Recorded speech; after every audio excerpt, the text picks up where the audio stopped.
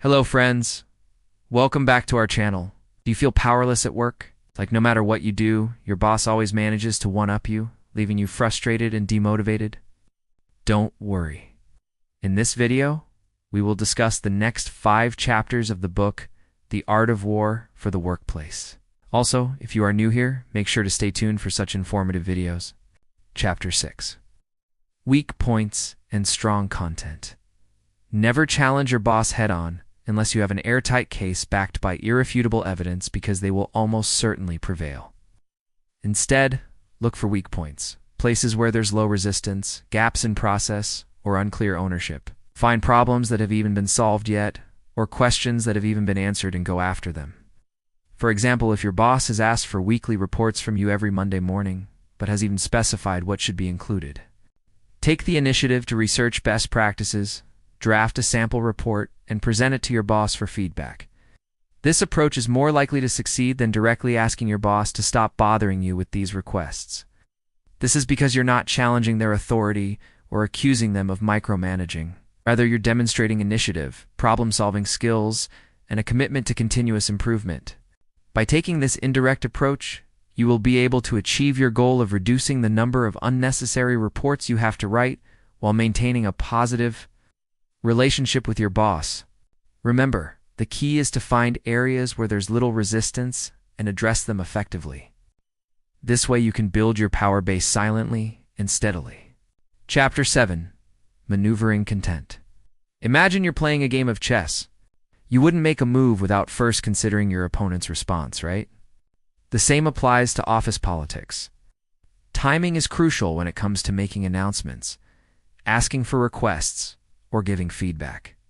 Just like in chess, you need to read the room and anticipate reactions before making your move. It's important to understand that people are influenced by 3 primary factors: their current mood, their understanding of the situation, and their personal interests.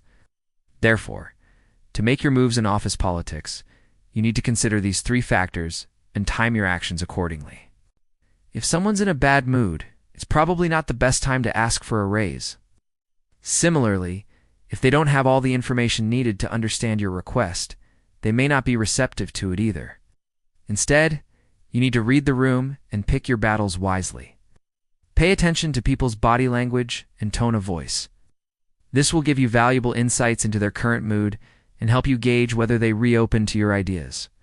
Additionally, ensure that you have all the necessary information to support your request or announcement. Be prepared to answer any questions they may have and address any concerns they might raise. Finally, be sensitive to people's self-interest and tailor your approach accordingly. Frame your request in a way that shows how it will benefit them and the company.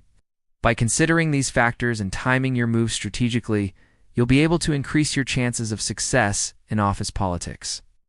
Remember, it's not just about what you say, but also about when and how you say it. Chapter 8. Variation in Tactics Content. Have you ever tried to fix something, but instead of getting better, the situation got worse?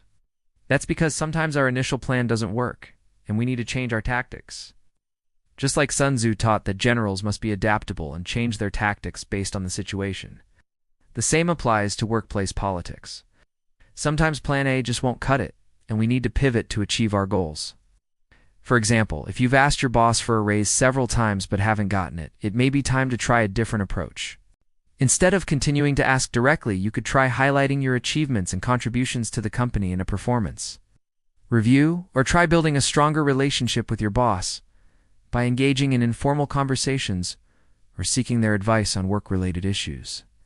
In other cases, you may need to change your tactics when dealing with different teams or individuals. What works with one person may not work with another.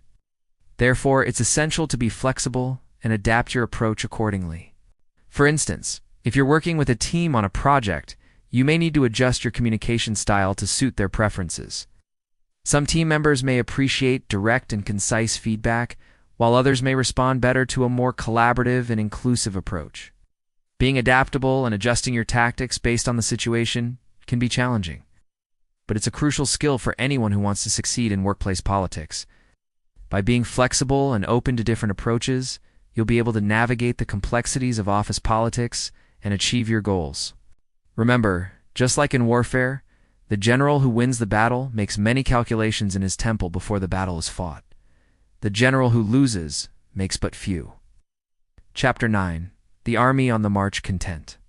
The art of war teaches us that a good general observes everything, and Sun Tzu definitely had keen observational skills.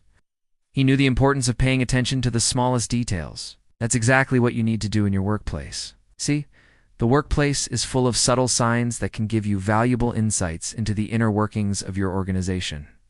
Whether it's gossip around the water cooler or overhearing snippets of conversation in the hallway, it's important to be observant and pay attention to what's going on around you. For example, if you notice that your colleagues seem unusually stressed or overworked, it may indicate that the company is facing financial difficulties or that management has set unrealistic deadlines. On the other hand, if you hear rumors of a potential merger or acquisition, it could signify growth opportunities or changes in leadership. By staying attuned to the emotional intelligence of those around you, you can better understand their motivations and behaviors. This can help you predict how they may react to certain situations and allow you to adapt your approach accordingly. Furthermore, it's important to observe the actions of others, especially those in positions of power. Pay attention to who gets promoted, who gets passed over for raises, and who seems to be unhappy in their roles. This can give you valuable insight into the criteria for success in your organization and help you position yourself for advancement. Moreover, be aware of the warning signs of burnout, both in yourself and in your colleagues. Burnout can lead to decreased productivity, increased absenteeism, and decreased morale. By recognizing the signs of burnout, you can take steps to prevent it from happening to you or those around you. Ultimately, being observant of your surroundings and remaining adaptable in the face of change will help you navigate the complexities of workplace politics and emerge as a successful leader. Remember, just as a captain controls the ship, you can steer your career in the right direction by paying attention to the subtle cues of the workplace. Chapter 10. Classification of terrain content. One size does not fit all. This is a phrase that perfectly sums up the idea of the classification of terrain content. Just as Sun Tzu recognized that different terrains require different strategies, the same applies to communicating and interacting with people in different departments or roles. For example, communicating with the HR department is very different from communicating with the sales or tech department.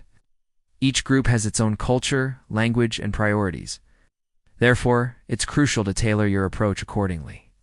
When dealing with the HR department, it's essential to be sensitive to their need for compliance and adherence to policies and procedures.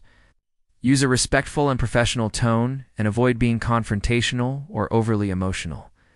With the sales team, on the other hand, you can be more casual and focus on the bottom line. They're driven by results and are less concerned with the intricacies of how you achieve those results. When communicating with the tech department, it's important to be specific and detail-oriented. They appreciate clear instructions and are more likely to be receptive to logical and data-driven arguments. Furthermore, it's crucial to recognize that different personality types require different approaches. Some people are more rational and logical, while others are more emotional and intuitive. Therefore, it's essential to adapt your communication style to suit the individual you're interacting with. By understanding the different types of terrains you encounter in your workplace and tailoring your approach accordingly, you'll be able to communicate more effectively and achieve your goals. Remember, just as a skilled navigator charts a course based on the terrain ahead, you can navigate the complexities of workplace politics by adapting your communication style to suit different situations. We hope you have enjoyed this video and found it useful. If so, please give it a thumbs up and stay tuned for more videos like this.